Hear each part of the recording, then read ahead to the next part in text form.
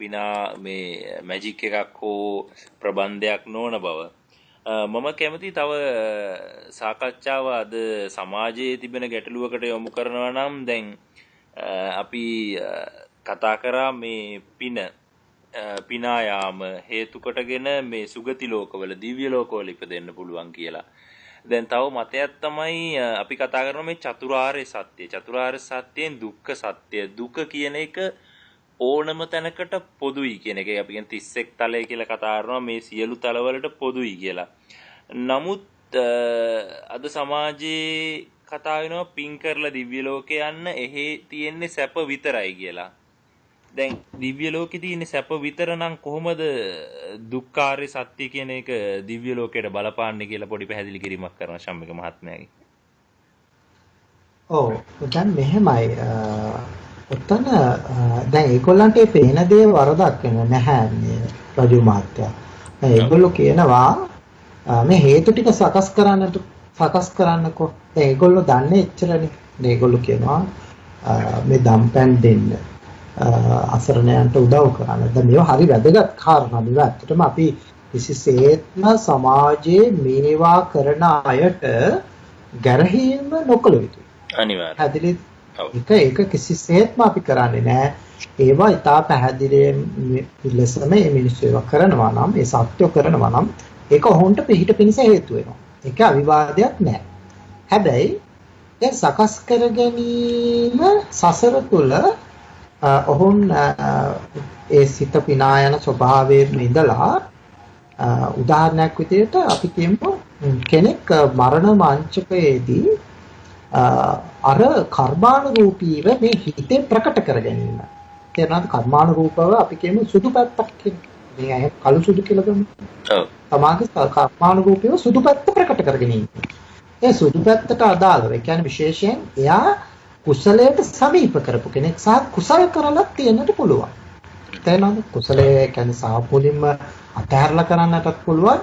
යම් අල්ලා ගැනීමක් තුළ අර අපි කතා කරේ කියන්නේ අකුසලයේ තුලම පටිච්චසමුප්පාදයේ අපි කතා කරනවා කුසලයට බර වෙන පැත්තක් තියෙනවා නිතරම. කියන්නේ පින පව තුල.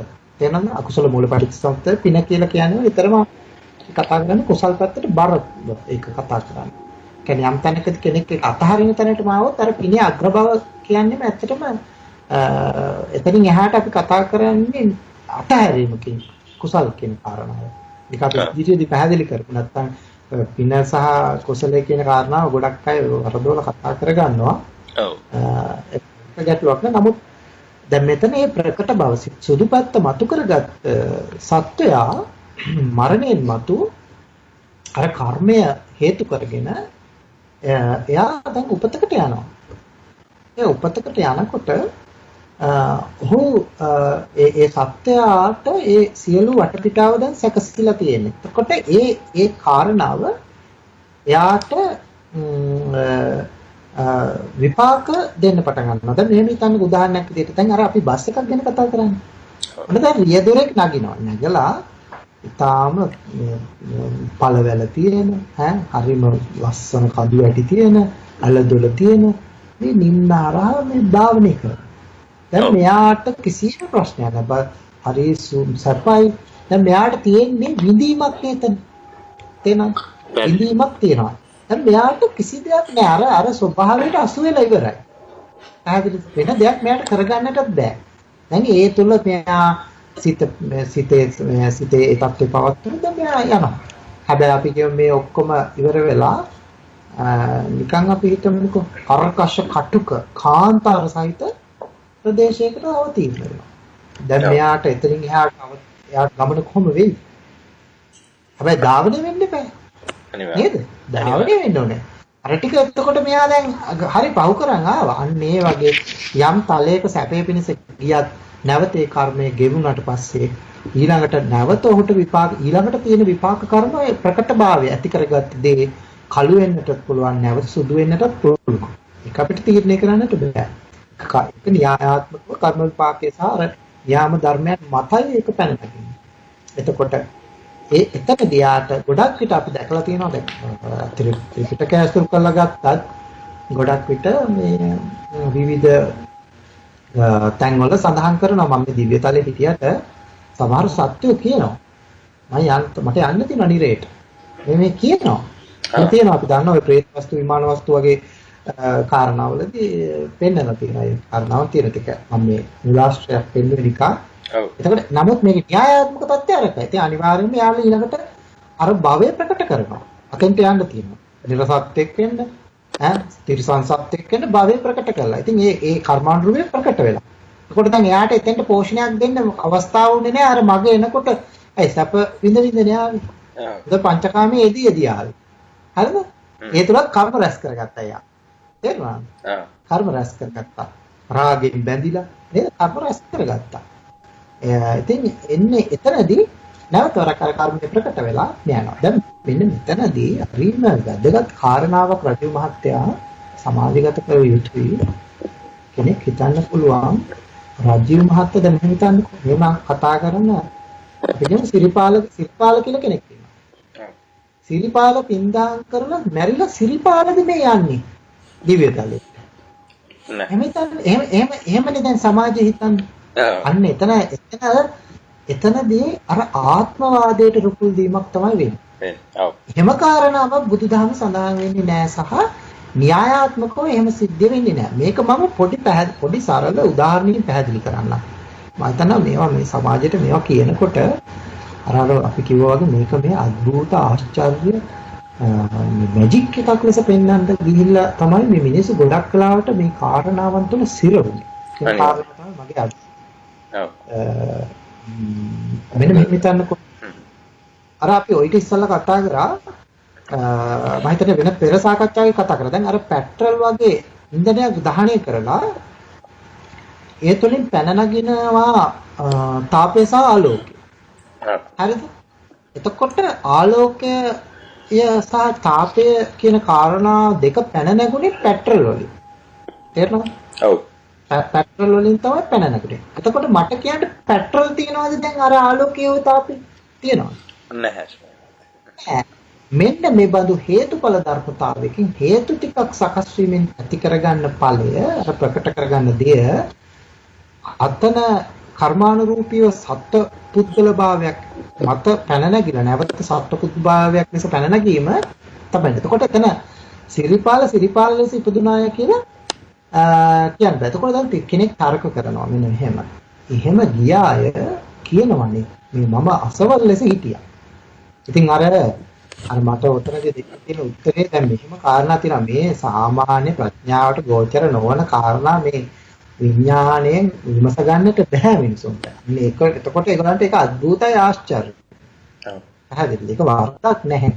මම මෙතනදී ඉතින් අර මට අහන්න තියෙන බැරි වෙලාවේ පෙට්‍රල් වලට මේ අර තාපයට සහ ආලෝකයට කතා කරන්න පුළුවන් නම් එයා අනිවාර්යයෙන්ම කියනවානේ මම මෙතන ඉන්නේ අර ඉන්ධන තිබ්බින්ද කියලා. ඔව්. කියනවා. අන්නේ ඒබඳු සැකසීමක් මහත්ය තියෙන්නේ. හැබැයි මේ සසර සැරිසරනකොට සත්‍යා ආත්ම කොට ගමන් කරනවා ඉන්නේ එක තමයි මායාව. මෙතන මාට කිව යුතු ප්‍රකට කළ යුතු කාරණාවක් තියෙනවා.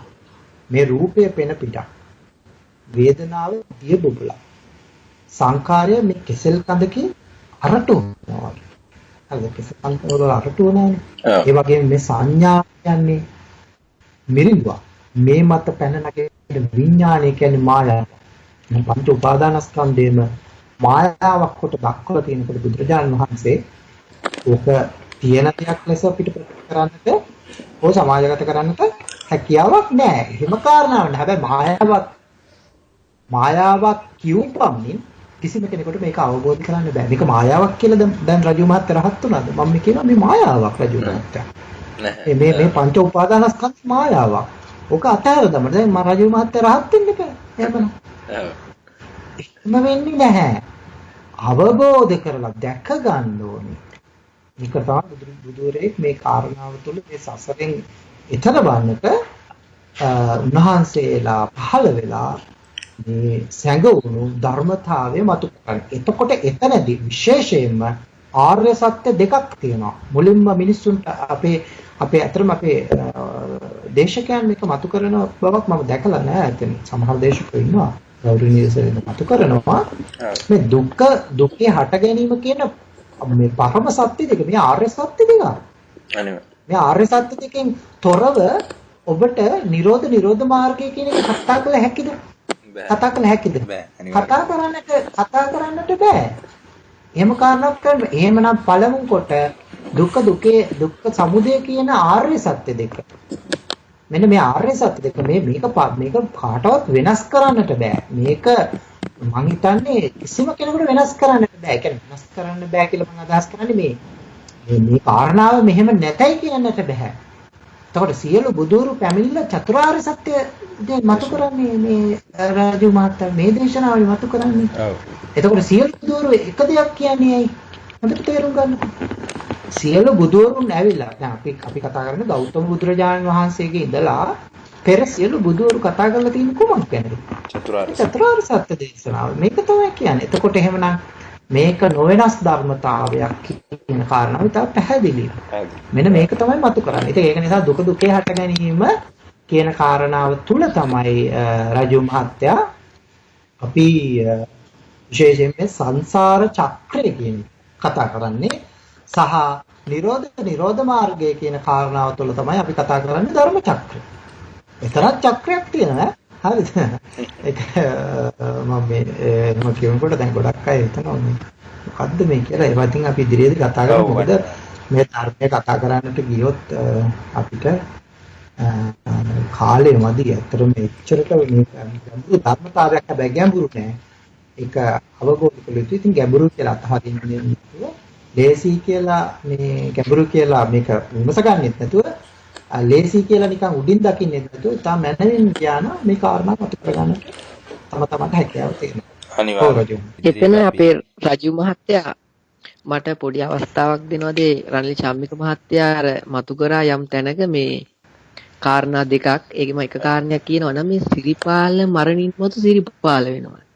ආත්මවාදී අදහස. ඕකට මට සරල උදාහරණයක් මතක් වුණා අපේ චම්මික මහත්තයා මම අපේ රජු මහත්තයාට පෙන්නනවා අඹ ගහක් පෙන්නලා කියනවා රජු මහත්තයා මේ අඹ ගහේ ගෙඩියක් අරගෙන ඒ ගෙඩිය තුල පළ තියෙනවා මේ පළ ඔබතුමා පොළවේ පැල කරන්න. ඔව්. අඹ ගෙඩියේ අඹ සරලව කියනවා නම් අඹ ගහේ හැරිච්ච අඹ ගෙඩියක අඹ ඇටයක් පොළවේ පැල කරන්නකෝ. ඔව්. එතකොට ඒ අඹ ගහේ ඒ අඹ ගෙඩියක ඒ අඹ ඇටයක් ඔබතුමා පැල කරා. ඔව්. ඒකේ අඹ ගහක් හැදුණනේ මහත්තයා. ඔව්. දැන් මේ ඒ අඹ ගහද? ඒකමයි කියන්න බෑ අතරම.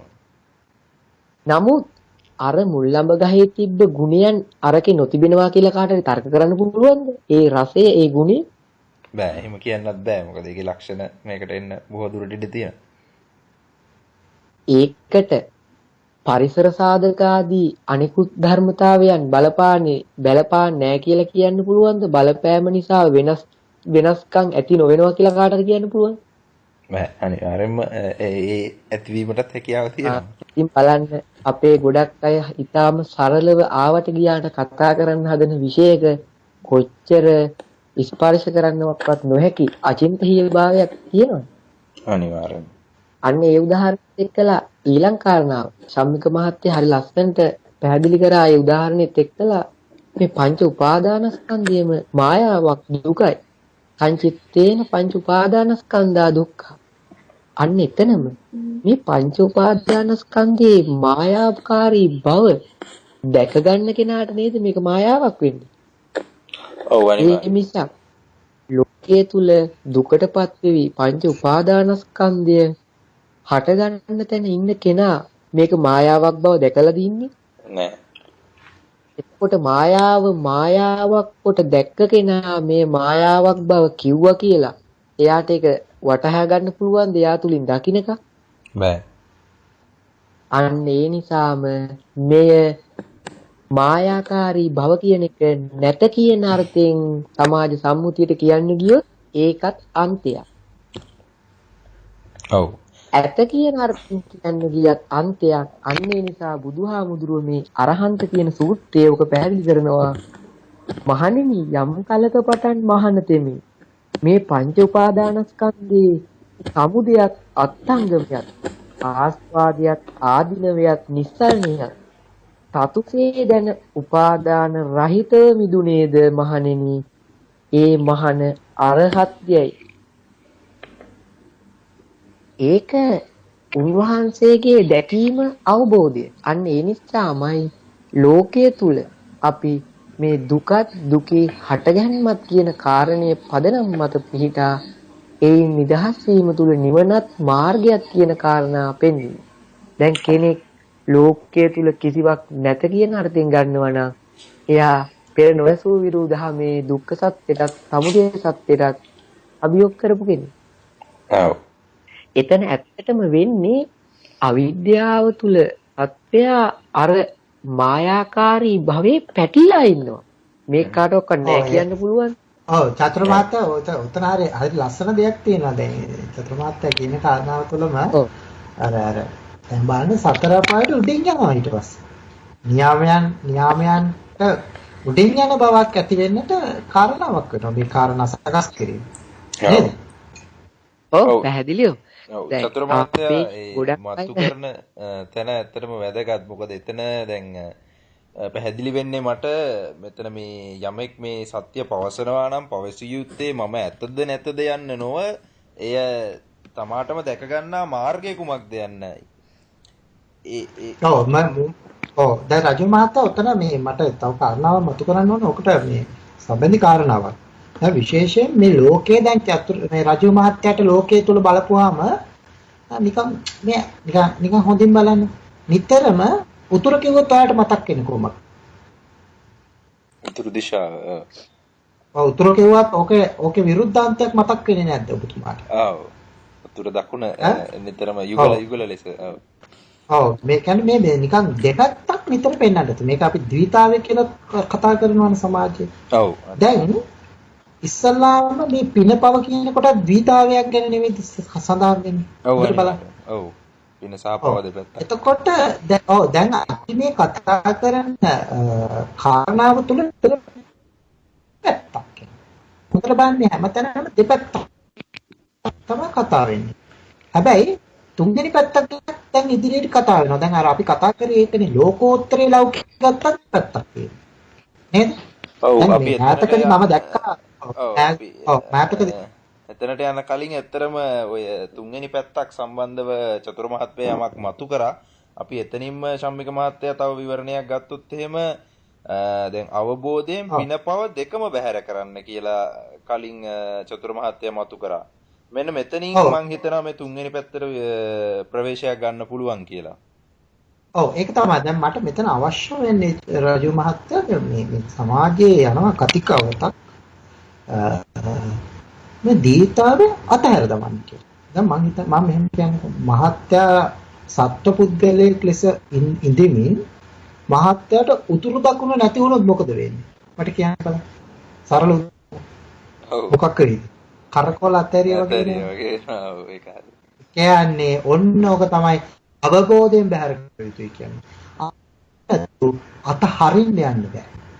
ඒක බලෙන් කරන්න බෑ. තේරෙනවද? එහෙම වුණොත් එයා අසඤ්ඤගත වෙනවා. හරිද? ඒ කියන්නේ මේ ද්විතාවය මේ දෙපැත්ත දකින්න ඕනේ ඉස්සල්ලා. හොඳට විමර්ශනයට හරව බලන්න ඕනේ. හේතුඵල සහිතව මේවා මස ගන්නට ඕනේ. හරි අන්න එතකොට තමයි පිනපව කියන කාරණාව හරි ලස්සනට අවබෝධයෙන් බැහැර කරන්නේ.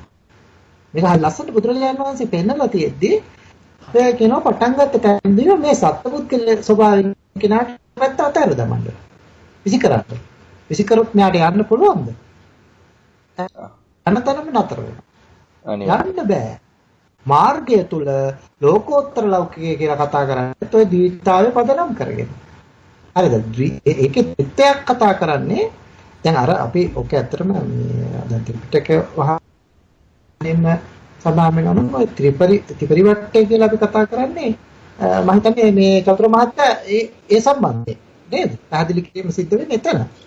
ඒ දේශනාව තුළ තියෙන ඒ කාරණාව සම්මා සම්බුදුරේ දේශනාවක් කරන්නේ එතකොට අපි මුල් අවස්ථාවේදී සංසාර චක්‍රය තුල ඔය ද්විතාවය කතා කළා සහ අවබෝධ කර යුතුයි. ඒ වගේම මේ පිළිබඳ අවබෝධයෙන් බැහැර කරනකොට තමයි අර මායාවෙන් ගැලවෙන්නේ. කියන්නේ මේ සසරින් ගැලවෙන තැන එන්නේ. අර එයාගේ අගමුල යාට තේරුම් ගන්න පුළුවන්. මේ අගමුලක් හොයන්න බැරි දෙයක් කියන කතා ගන්න. එතනින් ගැලවෙන කෙනා තමයි අනිත් කාරණාවට පිවිසෙන්නේ. ඒක හරි ලස්සන දෙයක්. මේක ඉතා න්‍යායාත්මක දෙයක්. එතකොට මේ මාර්ගයට පිවිසෙන තැනම කෙනෙකුට අනතරනවා කියනවා මම කියලා කවුරුත් නැහැ. අංගාල දොල නැහැ. සත්‍යෝ නැහැ. පුද්ගලයෙක් නැහැ. ඔය මේ කතා කරන්නේ ඔය වචන විතරයි. ඔය කතා කරන කෙනෙක් නැහැ. මෙහෙම පණවපුවාම අන්තකයා මාර්ගයේ යයිද කියලා හිතන්නකොට. ඒක පණවපු ගත්ත ගමන් යයිද? අන්න එතන මෙයා සිර වෙලා එතන යා මතක තබා ගන්න. සංයෝජන ධර්මවල අපි කතා කරන්නේ මේ මාන දිට්ටි. ඔය දිට්ටි කියන කාරණාව තාම අවසානයේදී ගැලවෙන කාරණාවක්. තේරුණාද? ඒත් රහතන් වහන්සේට පෙරත් මේ කාරණාව ඉතා පැහැදිලිව තියෙනවනේ. ඒතර අවිද්‍යාවට පෙර තියෙන තත්ත්වයක්. එතකොට අන්න මෙන්න මේ දෘෂ්ටිගත වීම මේ කාරණාව එයා යම් තැනකද විසුද්ධ වෙන්න ඕනේ එතන. ඒතකොට එතෙක් මේක පැනවෙනවා මාර්ගය තුල. හොඳින් බලන්න. සිර වෙන්න පුළුවන් කාරණා. ඉතින් මුලදීම සිර කරගත්ත ගමන් දීතාවෙන් බැහැර වෙන්න කිව්ව ගමන් දීතාව අවබෝධයෙන් බැහැර වෙන්න කියන කාරණාව කියන්න පුළුවන්. අවබෝධයෙන් බැහැර වෙන්න බෑ කෙනෙකුට. ඒක තමා තුළින් ඉවත් වෙච්ච බව තමයි වැටහෙනවා. තේරෙනවා. අන්න එතනදී ආ පණව ගන්නෙ නෑ. මේ කියලා පණවන්නේ නෑ. එතෙන්ට එන්නේ නැතුව මේ එක වරම ඔක විශ්ි කරන්නට ගියොත් සත්පුද්ගල ස්වභාවයෙන් අන්න ඔහු යන්නේ නැතුව මග නැතුව. මේක මම දැක්ක මේක මම අර මේ සමාවෙන මේ චතුරු මහත්තයා මේක අර මම දැක්ක මේ වර්තමානයේදී මේ වැඩි දවසක් නෑ මේ දවස් කීපයකට පෙර මේ පිළිබඳ කතා වෙනවා මේ අතර මේ අවබෝධය සහිතව කතා කරන අය පවා මේක කතා කරන්නට යාම ඇත්තටම මේ සත්‍යව සිර කරන්නට හේතුවක් වෙනවා. අනේක ඇත්තටම අපි මතු කරලා සමාජගත කර යුතුයි. එතනදී අර තව කණ්ඩායමක් ඉන්නවා මෙහෙම කියනවා. පින් කරන්න එපා. හරිද? පින් කරන්න එපා කියනවා. ඕ විසිකරන්නේ පින් කරලා නිවන් දකින්න බෑ. ඕකත් වැරදි කාරණාවක්. අවබෝධයෙන් බහැර මතු කරද පිනපව අවබෝධයෙන් බහැර කරන කියන එක මම මේ යොමු කරන්න හැදුවේ ප්‍රශ්නේ. ඇත්තටම කෙනෙක් ගන්න පුළුවන්ද මේ පින එපාද කියන එක. එතන පොඩි ගැටලුකාරී තත්වයක් එනවා එතකොට. ඔව් පින එපා කියන කාරණාව නෙවෙයි මේ බුදුරු පෙන්නන්නේ. පින පව අවබෝධයෙන් බහැර කරන්න. අවබෝධයෙන් බහැර කරන්න කියනකොට එන බුදුහාමුදුරු කියන පිට කරන්න එපා. ඕවා කළා වැඩක් නැහැ. කියන්නේ අවබෝධයෙන් බහැර කරන්න කියනකොට මේ අවබෝධයෙන් බහැර කරනකොට සත්‍ය මේ පිනපව කියන කාරණා පිළිබඳ මේ කර්ම විශ්යන් මේ න්යාමයන් පිළිබඳ සසර පිළිබඳ ඔහු අවබෝධයටපත් වෙනවා. අන්න ඔහු දුක දුකේ හට ගැනීම කියන පරම සත්‍ය දෙක දකින්න තැනම අන්න ඔහු නිරෝධයට පැමිණෙනවා. මේ කාරණා තුන එකවරම සිද්ධ වෙන කාරණා. ඕක වෙන් කරලා අපි කතා කරනවා තමයි. ඒ සැනින් ඒක චතුරාර්ය සත්‍ය අවබෝධයට පමුණවන්නේ දුක දුකේ හට ගැනීම නිරෝධය සහ ඊළඟට තමයි අපි කතා කරන්නේ මාර්ගයක් පිළිබඳව. දැන් කොතනවත් තියනවද මේ රජු මහත්තයා මෙහෙම මට කියන්න මාර්ගේ යන්න. හරිද? මාර්ගේ යන්න දුක මේ නිරෝධය දැක ගන්න දුක දුකේ හැට ගැනීම හොයන්න. මෙහෙම කාරණාවක් කියලා නැහැ නේ කොතන. නෑ. එහෙම කතා කරන්නේ නැහැ. කතා කරන්නේ දුක දුකේ හැට ගැනීම නිරෝධය. සනිරෝධ මාර්ගය. එහෙමනම් යමේ නිරෝධයට පමණෙන තැනම මේ දුක දුකේ හැට ගැනීම කියන කාරණාවත් අවබෝධයෙන්ම තමයි නිරෝධයටපත් වෙන්නේ. නිරෝධයටපත් වෙච්ච කෙනා ඊට පස්සේ දන්නවා මාර්ගය මේක තමයි කියන්නේ. මේ මාර්ගය මේ බඳු විදිහට ආයුක්තිය කියන කාරණාව දන්නවා. ඒක නිසා මේ පින් කරන්න එපාය කියන කාරණාව වැරදි සමාජගත කිරීමක් එහෙම එකක් නැහැ. අවබෝධයෙන් බහැරගත යුතු කියන කාරණාව තමයි අපි සමාජයට දිය යුත්තේ. අවබෝධයෙන් බහැර කරන අය කාරණාව මතු කරන එකක් අර පෙර රජු මාත්‍යාවෙත් කතා කරා මේ විශේෂයෙන්ම මේ ඒක එහෙම බහැර කරන්න විසි කරන්න කියන තැනම අර මිනිස්සු කබලෙන් ලිපට වැටෙනවා කියලා. මේ එතනදී පරිස්සම් විය යුතුයි ඒ කාරණා මතු කරද්දී. ඕකේ අපි අපි පෙර සාකච්ඡාවේදීත් ඒ ගැන මතු කිරීමක් කරා. ඔව් චතුර මහත්මයා දෙසට යොමු වෙනවා නම් මට චතුර මහත්මයාගෙන් දැනගන්න කැමතියි. මට මේ ඊට කලින් මට අවස්ථාවක් දෙනවද පොඩි වැදගත් කාරණා දෙකක් මම ඉතා කෙටියෙන් මතක් කරන්න මේ අපේ චම්මික මහත්තයා කියපු අදහස් එක්කලා. ඔව් චතුර මහත්තයා කියන්නේ. මේ පින බව පව අවබෝධයෙන් බැහැර කිරීම කියද්දිම අර මම කලිනුත් මතක් කරා මේ පින පව කියන එක පදනම් කරන්නේ මේ 31 තලය තුලම සත්‍යයේ පැවැත්ම. එතකොට මේ අවබෝධයම බැහැර කරනවා කියලා කියන්නේ මොකක්ද? මේ සත්‍යයේ පැවැත්ම සසර ගමනම මනාකොට දැකලා දුකට හේතුවත් කියන තැනින්ම නිර්වාණයට යන්න තැන තමයි ඔන්න ඔතන සරලව කියලා නම් කියන්නේ. ඒක අර මට අදහසක් ඉදිරි කියන්න තිබ්බ දැන ඒ වගේම අර අපේ ශම්මික මහත්තයා මේ නූතනේ කතාවක් මතක් කරා මේ ඔය දිවිතාවේ ගැන. ඔව්. දිත්වය අතහැරලා මේ නිවන් දකින්න කියනවනම් මහත්තයා මගේ දැනුමේ හැටියට කූඹිය නිවන් දකින්න ඕනේ. මොකද කූඹියගේ ලෝකේ ද්විමානයක් තියෙන්නේ. කූඹියට සාපේක්ෂ ලෝකේ ද්විමානයක් තියෙන්නේ. මේ මනුසතාට ත්‍රිමානයක් තියෙනවා. අට පුදුමේ ඇයි මේ කිසිම කෙනෙක් ඔය මාන තුන කතා නොකරන්නේ? ඒ විතරක් නෙමේ මහත්තයා. ඔය කතා කරන දිත්වය ඇතුලේ කෝටියක් මාන තියෙනවා. මේ සත්‍ය කර්මය තුල කර්මපතයන් කොච්චර නිර්මාණය කරගන්නවද? ඔය දිත්වය තුල ඒ තාක් මාන තියෙනවා. කාටදව ගණනය කරන්න පුළුවන්. ඒ නිසා බුදුවරු කියනවා දිවි මේ භික්කවේ යන්තා පබ්බජිතේන සේවිතබ්බා. මේ පංච උපාදානස්කන්ධය තරණ දෙයන්තය සේවනය නොකරන තැනට කිව්වා මිසක් මේ දෙයන්තය අත්හැරලා දාන්න කියන්නේ නෑ. මොකද දෙයන්තයෙන් මිදීම කියන එක අර નિરાයාසය තුල. කයි ඊළඟ එක අපේ සම්මික මහත්තයා තව එක එකතු කරනවා නම් සම්මික මහත්තයා මෙතන විපරිවට්ටයම පැහැදිලි කරානේ.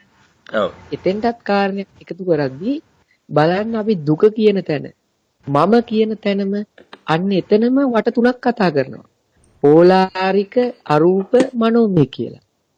ඔව්. සමුදය සත්‍ය තැනත් තණ්හාවේ මෙතන වට තුන කතා කරනවා. කාම විභව භව තණ්හාව. මාර්ග කියන තැන සීල සමාධි ප්‍රඥා නිර්වාණ කියන තැනත් ලෝභක්කයෝ දේශක්කයෝ මෝහක්කයෝ. ඒ මොකද මේ අපි කතා කරන මනු තලයේ මේ නිර්වාණ ධාතුවේදී එක තලයක් වෙනවා. ඒකීය ධර්මයක් නිර්වාණය. ඒක වෙනම කතාවක්. නමුත් මේ මනුෂ්‍ය තලයේ අපි සාපේක්ෂව ත්‍රිමායනයක් කතා කරනවා මහත්තයා. ඒ කියන්නේ එතන මේ චතුර මහත්තයා ඒ කියන්නේ අතර නිවනට පැමිණිච්ච කෙනෙකුට ඔය කාරණා ඇත්තටම කතා කරන්නේ නැහැ. ඔහුන් සම්බන්ධව මේ කාරණා ඒ උත්තමයන් සම්බන්ධයෙන් මේ කාරණා කතා කරන්නේ නැහැ. එතනින් මාර්ගය තුළ මේ කතා කරන්න වෙනවා. ඔව්. නිවනටපත් වෙලත් එයා මාර්ගය පෙන්වනවා නම් ඔය එන්න වෙන්නේත් ලෝකයේ තුල තියෙන ත්‍රිමායනෙටම තමයි. නැත්තම් මේක කියන්නේ නැහැ. ඔව් පැහැදිලිවම. ඊළඟ එක අපේ බොහෝ දෙනා මම කෝටියක් මාන ගැන කිව්වනේ.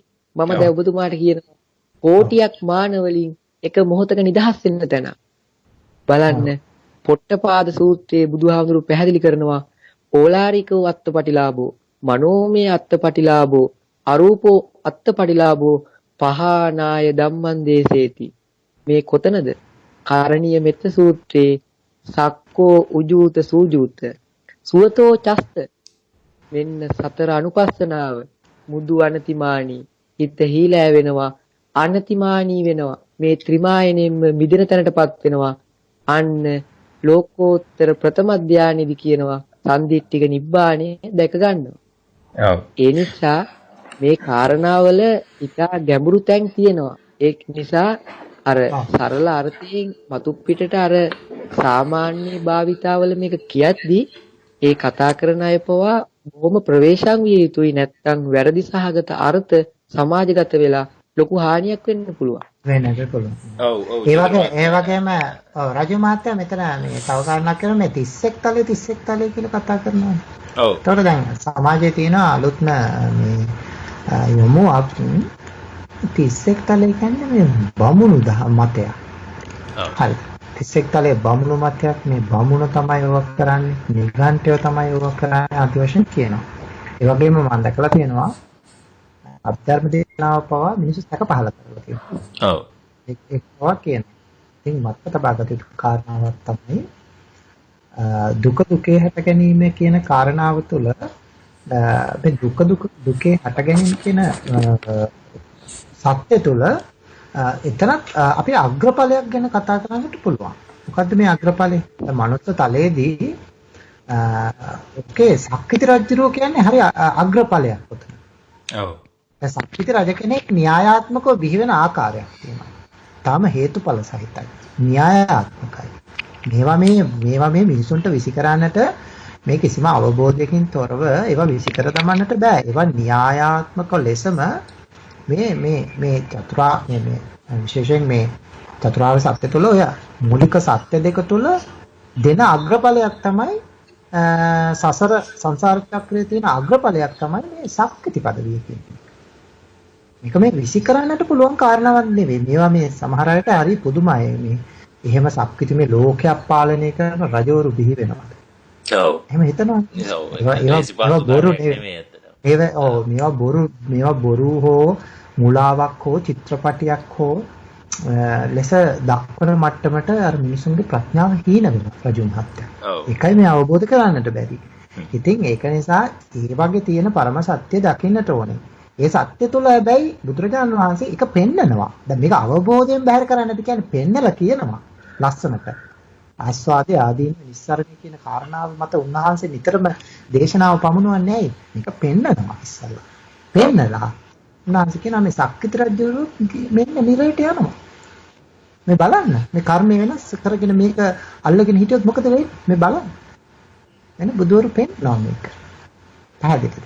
එතකොට එහෙමනම් මිනිසුන්ට සිද්ධ වෙනවා මේ කාරණාවෙන් අයින් වෙන්න ඕනේ මේක බැහැර කළ යුත්තක් කියන තැනට ඔහුගේ ප්‍රඥාව හැසිරෙන්න පටන් ගන්නවා. අන්න යාට සිද්ධ වෙනවා අනිත් සත්‍ය දෙක දැක ගන්න. නේද? අන්න ඒකයි. ඕකේ. ඔව් චතුර්මාත්‍ය සමග අපි මේ සාකච්ඡා කරන්නේ දැන් චතුර්මාත්‍ය යොමු කරා අත්හැරීම සිදු වෙනවා කියලා මේ කාර්යය තුල. අද සමාජයේ දැන් ගොඩක් කතා වෙන දේ තමයි මේ මනසින් සියල්ල අතහරින්න කියන එක. දැන් ඒ මනසින් සියල්ල අතහැරීම තුලින් මේ නිර්වාණය ලබා ගන්න පුළුවන්ද චතුර්මාත්මයා? මම මහත්තයා මේ මනසින් අත්හැරීම ගැන ඇත්තටම කියනවා නම් මනසින් අත්හැරිය විතරයි පිස්සන් කොටුවට යන්න පුළුවන් මේ අපි ජීවත් වෙන මනුස්ස ලෝකේ නා. ඊළඟට මනසින් අත්හැරිය අයට අසඤ්ඤ තලයකටපත් වෙන්නත් පුළුවන්. ඒ නිසා ඔය මනසින් අත්හැරීම කියන කාරණාව තුල යම්කිසි ගතයුත්තක් තියෙනවා. ඒක මම නෑ කියන්නේ නෑ. නමුත් මම එක් පාඩයක තියෙනවා වීත රාගා රමිස්සන්ති නතේ කාම ගවේසිනෝ. මේ රාගයෙන් මිදුණ තැනයි. කාමයන්හි ගවේෂණයක් නැත්තේ මහත්යක් හොතෙනද රාගයෙන් මිදිච්ච තැනයි. තණ්හාවෙන් හිත නිදහස් වෙච්ච තැන මිසක් සියල්ල අත්හරිනවා කියන්නේ තණ්හාවෙන් නිදහස් වීම විනා මනසින් අත්හැරීම නෙමෙයි. මනසින් අත්හරිනවා කියන කාරණය තුල තියෙන කතාව එතන මතු පිට අර්ථය ඔය මනස කියන ආයතන ස්වභාවයේ තියෙන දෙයක් මත කතා කරනවා විනා අපි එතනින් එහාට මේ තණ්හාව කියන සමස්ත කාරණය තුලම කතා කරන්න ඕනේ.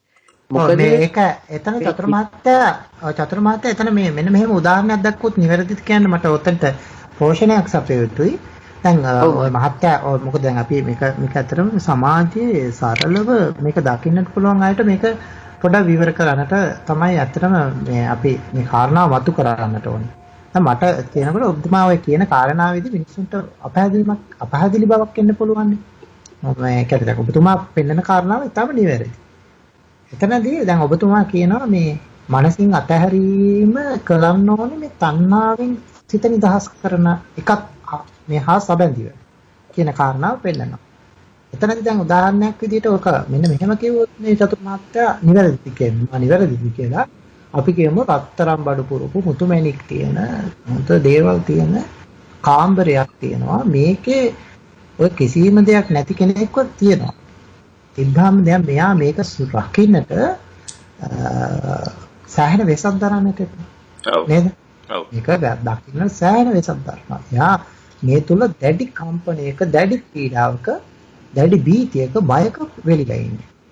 දැන් අර මනසින් අතහැරීම ඉන්න එතනට සම්බන්ධව මම හිතනවා චතුර මහත්තයා ඔන්න එතන චුට්ටක් අපිට පැහැදිලි කරන්න එන්නේ එතන හා සම්බන්ධව කොහොමද? දැන් එයා දැන් තණ්හාවෙන් හිත නිදහස් කරපු කෙනාට ඔය දොරවල් ටික ඇරලා මේ බඩුගොඩ කොහොම තිබ්බත් එයාට දරා ගැනීමක් සිද්ධ වෙනවද? එතන. අන්න හරි. ඇත්තටම දරා ගැනීම කියන කාරණාවම ඒ අල්ලා ගැනීම කියන කාරණාවෙම හේතුව අපිට කතා කරන්න වෙන්නේම තණ්හාව තුලනේ. දැන් මනස කියන කාරණාව තුල අපි කතා කරන්නේ අර අපේ ශම්මික මහත්තයා කියපු උදාහරණේ ඒ රත්තරන් බඩු ස්වර්ණාභරණ කියන එක තුල තියෙන නාමය. එතනින් හඳුනා ගැනීම. මෙන්න මේක මත තණ්හාවේ ක්‍රියාකාරීත්වයෙන් නේද අල්ලා ගැනීම දරා ගැනීමට අපි ගියේ.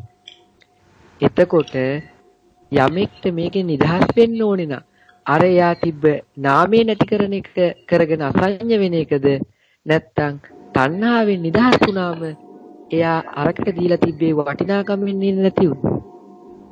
ඒ වටිනාකමේ අගය තුල එයා දරා ගැනීමක් කරනවා. අන්න එතන එයා තණ්හාව ක්‍රියාත්මක කරන නිසාම රැකගන්න ආරක්ෂා කරගන්න නිතරම වෙහෙන්න වෙනවා.